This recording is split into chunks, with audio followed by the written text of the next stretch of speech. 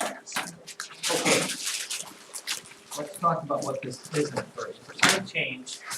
Okay, normally you do something, we've been doing percent problems like this, 18 is 15% of what number?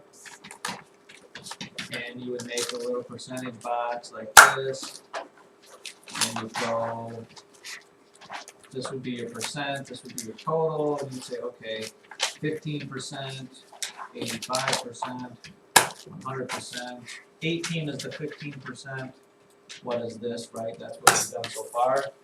That's not what we're doing today, okay? We're talking about, usually we think of markup and markdown when we talk of a percent of change. Markup, markdown. And you have to be able to kind of recognize this. This is when you have sale prices, that's a markdown, things have been marked down. Marked up is when, like tax or whatever, when you're actually raising something. And the difference between these is, with both of these, when you have this percent of change, okay, your original number, actually you're going to go on top. For example, let me show you. CDs are marked, a $9 CD is marked up 70%. A $9 CD is marked up 70%. What's the final price?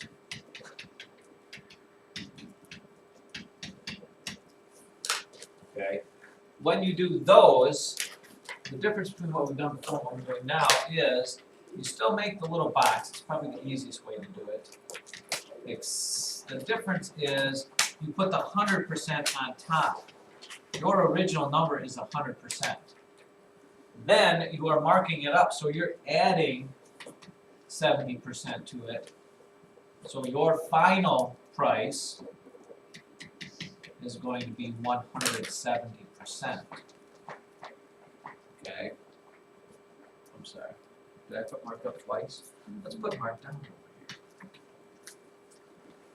An example of a markdown problem, we'll come back and do that, would be, a $70 coat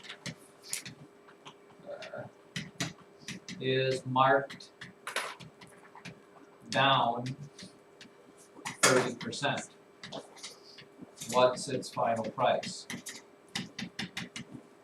Same thing's true over here, except with a markdown, you're subtracting a percentage part. Okay, the original is still 100%, but your markdown is what you're subtracting. You're taking off 30%, so your final price is 70%. And you just kind of do it the same exact way we've been doing stuff here. $9 was the original price, what it started out being. Okay, mark up 70%. We don't want to know what the markup is, we want to know what the final price is. So there's your equal fraction proportion ratio, 100 over 170. 100 over 170 equals 9 over what number? Now the beauty of that is, it doesn't look like it works out evenly, but all you have to do is multiply 9 times this and then move the decimal back 2 places because you're going to divide it by 100, you know what I'm saying? 100 times n equals 9 times 170. 9 times 170 is what? This, okay, you move the decimal back because you're going to divide it by 100. So it's going to be $15.30. That is your final price. So it's being marked up $6.30. Shellhammer? Can't you cross off the percentage for like the... Yeah, you can make this 10 over 17 if you like, but any way you want to do it. Lucas Spaniel? Could you just multiply $9 by 0.7 and then add it to? Sure. I would say this is going to end up being easier for you. This one here, a $70 coat, the $70 is the original price, marked down for 30%. What is the final price? In this case, you'll end up with 100 over 70 equals 70 over what number? Same thing is true here, if you wanna cross off, it doesn't really matter. 10 times 70 is, I'm sorry, 7 times 70 is 490, and 10 n equals that. Bring that back. This thing's gonna cost $49.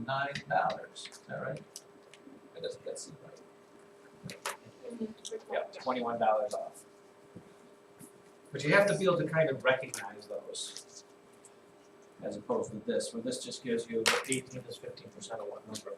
You know, in these instances, you're either marking something up or taking something away. Any questions? Let's do another one. Percent of change. His salary went from $600 to $630. Salary went from $600 to $630. What is the percent change? Question mark. This one's a little different because we're not given any of the percentages, we're just given the numbers. But it still works pretty much the same way. If it's going up, it's a plus. If it's going down, it's a minus. Did the salary go up or down? I didn't quite hear overwhelming what? Up. So his original salary was $600. His final salary was $630. How much did it go up? $30. Original is always the 100%, and you want to know how much, what percent change it was. That would be this. So 100 over n equals 600 over 30. You could reduce this, I suppose. How many times does 30 go into 600? 3 goes into 60? 20. 20 over 1 equals that. 20 times n equals 100, right? Divide by 20. 5. It is 5, Jack. So 5, it was a 5% increase.